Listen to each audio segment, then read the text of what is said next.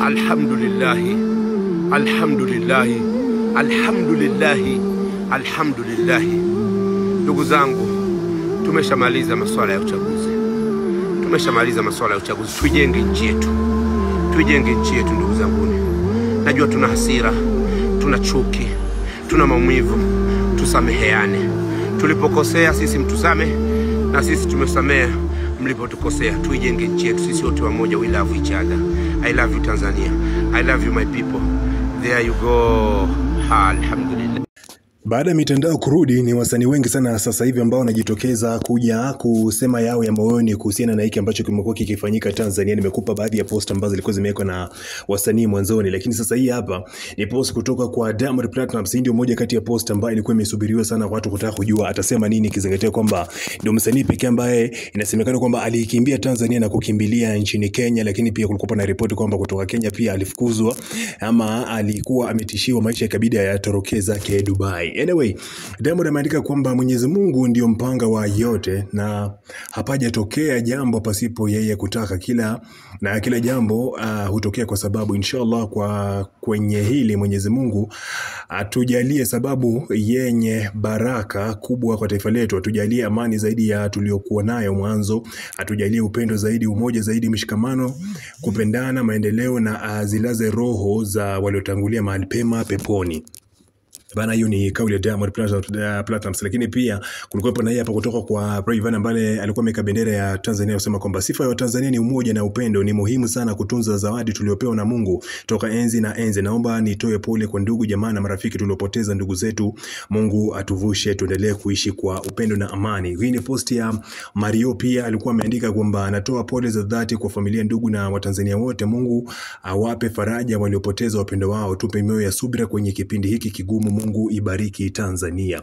Lakini pia kulikuwa na hii clip ya Mwijaku. Sasa Mwijaku naye amekuja kuomba radhi kwa Watanzania pia, na yeye kafanya vitu tofauti kidogo.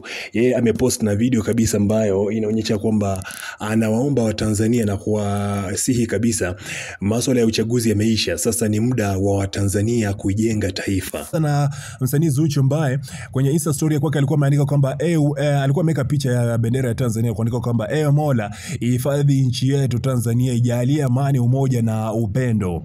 Ndio message ya kwanza kabisa Zuchu ameiandika kwenye Instagram yake kwake baada ya mitandao kufunguliwa. Lakini kwa upande mwingine kulikuwa na swali gumu sana kutoka kwa msanii Roy C ambaye alikuwa ameandika kwamba wasanii mnao promote au kufanya challenge za nyimbo zenu kipindi hiki mnajisikiaje mioyoni mwenu? Nadhani kwa maana anakusudia wasanii kama vile Rayvanny. Lava ambaye nimekutana post yake ambaye alikuwa ameandika kwamba Mungu ibariki Tanzania na kuweka bendera ya Tanzania. Mungu itubariki na utupe nguvu sote tuliopoteza ndugu zetu, na kuandika amen.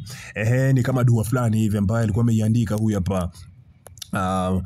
Lava. Kuna star mwingine hapa, ni mtangazaji wa Clouds ambaye anajulikana kama Bidez, ambaye alikuwa ameweka picha ya bendera ya Tanzania na kusema kwamba my heart goes out to all those we've lost, may their souls rest in peace and may their families find strength during this trying times, sending love and light to everyone affected. RIP. Hapa bana anatoa ujumbe sema kwamba wote waliofariki dunia bana, Mwenyezi Mungu alaze roho zao pema, na pia akawa anasema kwamba anawatakia familia ambazo zimepoteza wapendwa wao wawe na nguvu kipindi hiki kigumu. Sawa. Lakini pia nikakutana na post kutoka kwa Adam Chomvu ambaye alikuwa ameweka post ya Simba na kusema kwamba kulikuwa na ujumbe kwamba light teach us humanity and love.